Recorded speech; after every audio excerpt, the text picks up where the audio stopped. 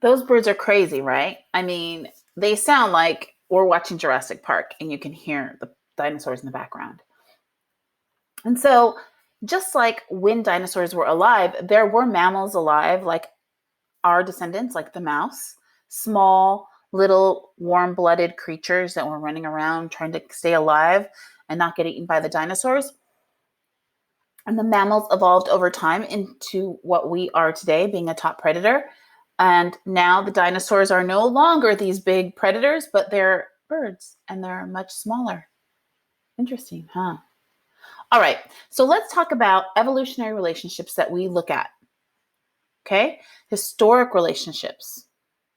So anatomical homologies are physical things that look similar, right? And when we look at things that are alive today, we notice a lot of trends, right? We don't see a lot of things that have 15 hands or 10 hands. We see things that have 2 hands. Yes, we have spiders that have 8 limbs, but they don't have bones. They have an exoskeleton. They're not vertebrates. They don't have backbones. We're talking about similarities between vertebrates and living things that we see similarities in. And a lot of the anatomical similarities that we're going to be looking at have to do, of course, with things that have similarities with human beings. Okay?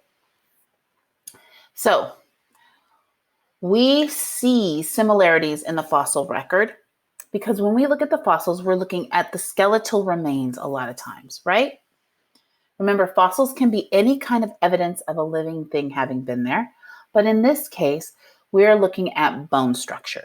Okay? So remember that a paleontologist is someone who studies prehistoric life. That's life before people, documented history of things happening. Okay?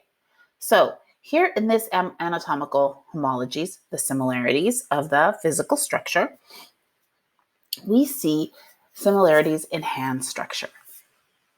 We see that they have the same number of fingers, 4, and then one back here that's like a little nubby, right?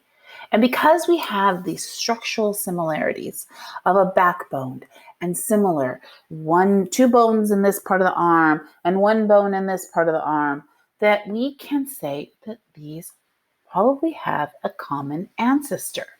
They are the descendants, millions of years, hundreds of thousands of years, tens of thousands of years of being related to one another. In this image, I show you a cladogram. And a cladogram is just a piece of a part of the tree of life where we show how everything has evolved from everything else. The tree of life shows something started, a single cell organism, and how life has taken off on our planet and broken into different things. And so when you look at a cladogram, it all starts from this right here, this line. And this line is a line that you should think of as time. And here at the bottom, where the line starts, we will see the simplest creatures. So here we see a hagfish. A hagfish is very simple. It has this sucking mouth thing with like cartilage, not even teeth, that clamps on to dead, dying things at the bottom of the ocean and sucks stuff up to eat it. It's pretty cool. Sometimes when whale carcasses are laying at the bottom of the ocean, videos show hagfish just kind of, they look like snakes coming off of it in the water, and they're just clamped on the tissue, just sucking it up. It just has an open mouth. It can't close it. It's just there, like, oh, pretty cool, huh? And then Jaws evolved. Not Jaws the movie, the shark, but Jaws, being able to open and close your mouth. Gradually over time, we see that the perch would come next on this evolutionary cladogram, a piece of the tree of life, and we're showing evolution over time going from the bottom to the top. Next, we have a perch, which is a freshwater fish, and it can open and close its mouth, but it doesn't have bones. It has like this cartilage stuff that we use to make gelatin inside it, holding its structure together. And then lungs developed. And so now we're leaving the ocean and we're coming onto land. This is a salamander. A salamander is moist. It needs to be wet It needs to be, near water and have water easily accessible to it, but it breathes air. And then gradually claws or nails evolved. And here we have a lizard that has a jaw and it has lungs, right? And it has claws and nails. And then we have some more time. And then we have feathers. Now, feathers aren't on the main thing, right? Everything after this doesn't have feathers. But this branch up here has feathers. And then we have different living things that had feathers and lungs and claws and jaws. And then fur and mammary glands evolve, right? And so now we have a mouse. And then a little bit more complicated, we have a chimp. These kinds of cladograms are used to demonstrate the relationships of different living things. And so you're going to have to do a lab where you work on one of these on your own later. But for now, when you look at these, imagine that what you're doing is you're organizing these different living things into different compartments and different bins to do different jobs. They're all different. But as you move up the line, as you move up the cladogram, you see over time, the living things on Earth have become more complicated and evolved with more characteristics that make them more adept at living in the environment that they live in. Okay. So let's look at bone structure and how bones can demonstrate common ancestry. Here we're looking at the bones of a penguin, an alligator, a bat, and a human being. Okay? And we're looking at the arm or the wing. Okay? And how we know that even though we might use a hand or a wing for different things, the bat flies, the penguin swims, the alligator moves around and also swims. A human can swim, but mostly we use it to touch, reach, and grab things, to hold ourselves. We have very similar structure in the bones that make up the top appendage closest to our head. And here you can see we all have a humerus. Here's the humerus. We all have one. The alligator has one.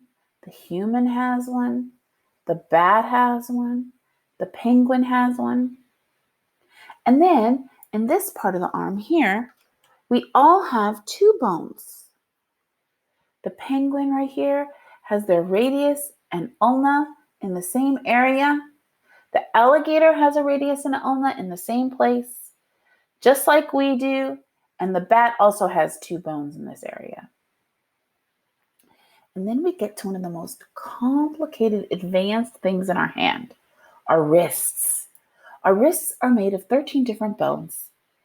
Now, ours have more than any of these other creatures, but we have a really wide range of motion.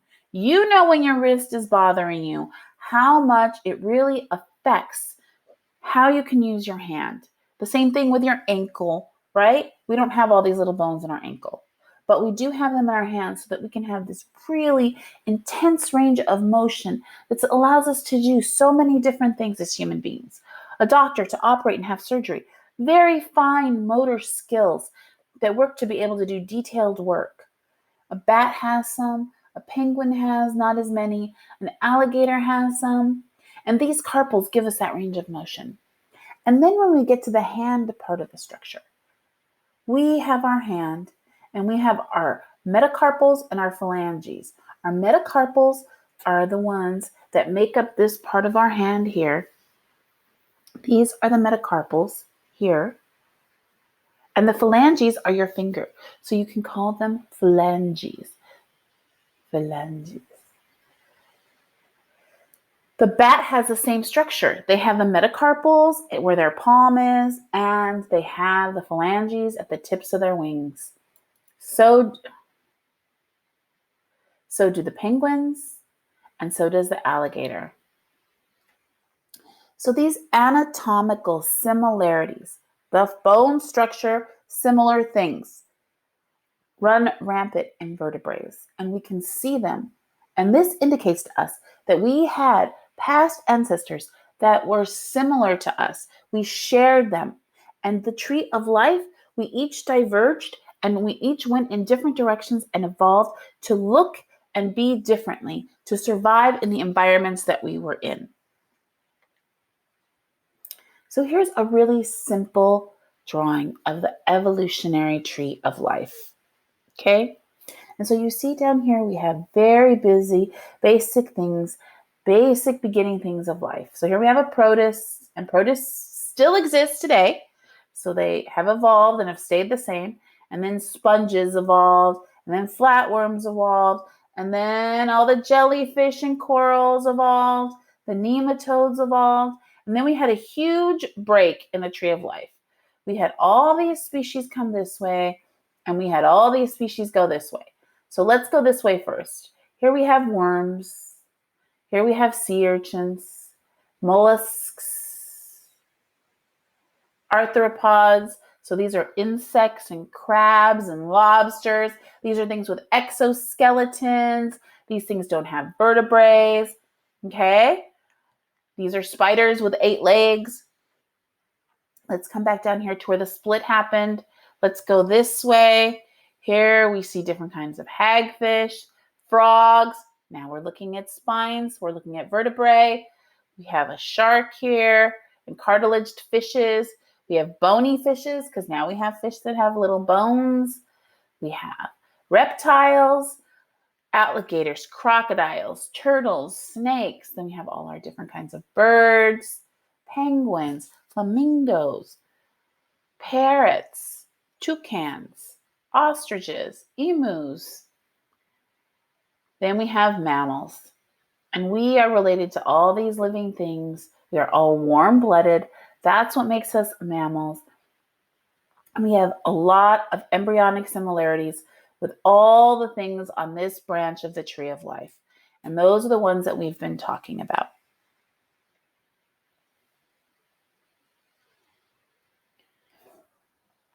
Now we're going to start talking a little bit about something called natural selection.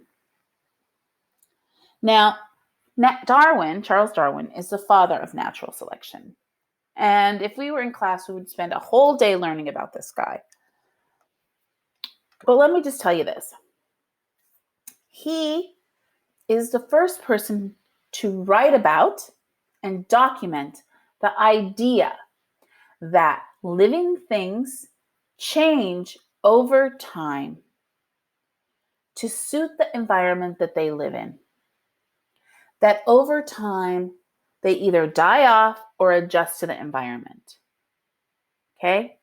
So natural selection is the theory that organisms with traits, that means characteristics, that are well suited to their environment survive, reproduce more, and become more successful and have more children and take over populations. Okay? And so if the characteristics you have are suited better to the environment, you will survive. And your children will go on, and their children will go on in the environment. We're going to talk about this, and we're going to do a lab about this, and we're going to do some activities about this, okay? So I know it's a lot. Let's talk about genetic variation among species of individuals. And hopefully this will help you start to wrap your mind around it. In this example here of genetic variation, we see these little bugs. And this bird eats these little bugs, and they're delicious. I mean, this bird loves these bugs and is constantly looking for them. Now, this bird moves to this new neighborhood, and he finds this hive or a place where these little bugs that he likes to eat lives. And they're red and yellow. And they're always red and yellow. They've always been red and yellow. They've always been red and yellow, and they've been cool, and they hang out, and everything's great. Well, this bird can't really see the yellow bugs very well because, they kind of blend in with the background of the tree. And so the bird eats only the red ones. Every day, the bird comes over to eat some of the bugs, and he only sees the red ones, and so he eats the red ones. And so gradually, over time, there's less and less red bugs. Because the bird is eating them. The bird is eating them before they get to have children. The bird is eating them and shortening their lifespan. And because of that, over time, these bugs will only have yellow bugs. Now, let's say one of the genes pops up later and some of the babies are born and they have red. That bird's going to eat those bugs. And gradually, over thousands of 100 years, 1,000 years, that population of those bugs will no longer have any red genes. And it will just go away. All right. So let's talk about a couple of concepts that go with this idea. So there's genetic variation. Genetic variation means that there's the red and the yellow bugs, right? And we get rid of the red bugs because the bird likes to eat those. But because there's yellow bugs, this whole species of little bug will survive. And they'll continue to go on, but only the yellow ones. So there's two vocabulary terms I want to talk about here. One is overproduction. That's when a species produces way too much offspring and the environment cannot support how many offspring they have, and they don't survive until adulthood. Everybody starts to die off because they just have way too many babies. Now, we talked about the wolves in Yellowstone, right, at the beginning of this. And we talked about how the elk and the moose and the deer had just run amok. And there was just tons of them. And to the point where they were destroying their environment. They were eating everything in sight. They were destroying the habitat for everything else. These grazers, deers, elks, and antelope, were killing off everything else and not allowing a home, people, things to eat, things, other living creatures to have anything. Their population was so big, people were having to go out and hunt them to keep the population down from eating everything. In nature, if that would have happened, they would have just kept going until they actually died off themselves, because there was nothing for any of them to eat, because they all would need to eat. And so what happened is that when they reintroduced predators and wolves, right, they ate enough of the deer that they maintained a healthy population where they no longer got super illnesses and there weren't weak and frail elk, antelope, and deer, right? Another concept I want to talk about is competition. There is a limited amount of everything. There's a limited amount of food. There's a limited amount of water. There's a limited amount of space. And these are all limiting factors. These are all things that keep us and things from growing uncontrollably and just growing and growing and growing. Every species needs so much to survive. Every person needs so many resources to survive. Every living organism on Earth needs food and water and shelter and a place to live. And it needs to be competitive, to be able to reproduce. And it needs to have all these things so it can have babies and continue to perpetuate its species, to have its species go on to the next generation so that they can have children and their children can have children and their species can survive. When one of these things starts being limited, it limits a species from having children, which is what's causing some species to go extinct now, because there isn't enough space for them to live, there isn't enough food for them to eat, there isn't enough water for them. Okay? Now, I want to talk about genetic variation. So that's the differences in genes and how it affects us.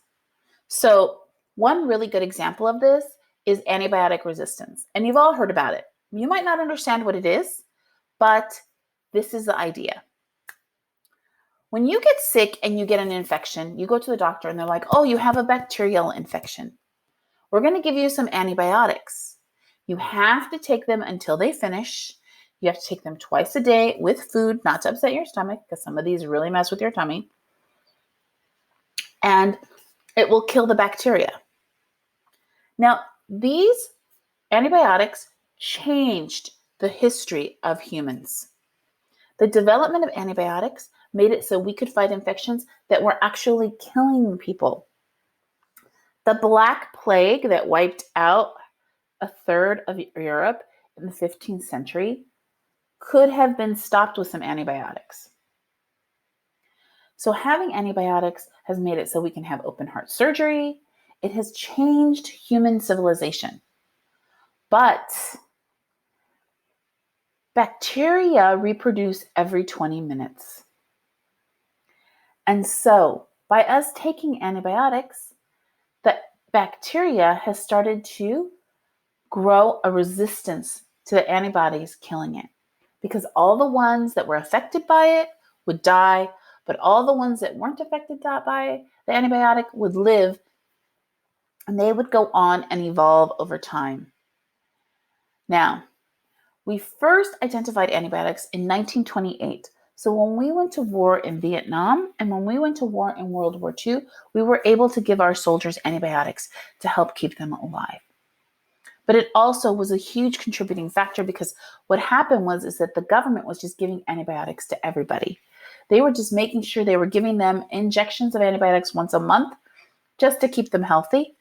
But this actually contributed to starting to identify antibiotic resistance, where some bacterial infections just were not going to stop. They were not going to be killed by the antibiotics. And we began to identify this at the end of World War II, okay, in 1944.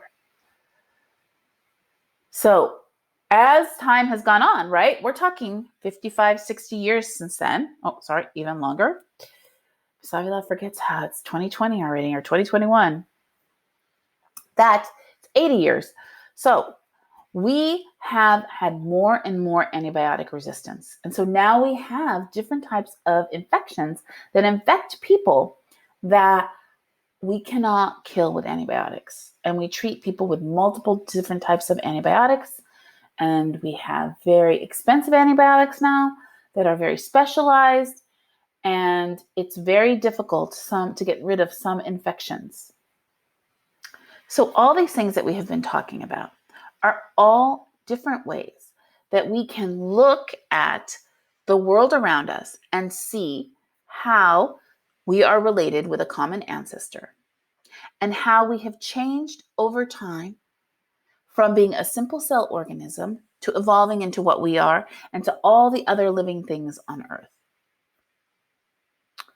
I want you to start thinking about how you were learning about what a limiting factor is in ecology when we studied that in 7th grade and at the beginning of this year. I also want you to think about how over time we have changed, and how this resistance and the different ways that bacteria and viruses grow over time has created the situation that we're in right now with COVID. It has also affected how humans exist on this planet. It's a really heavy chapter, I know. I crammed a lot of stuff into this, and I'm sorry. I know I just barely touched on a lot of it. Good luck, and let me know if you have any questions about this. All right, guys, that's it. I'll talk to you later.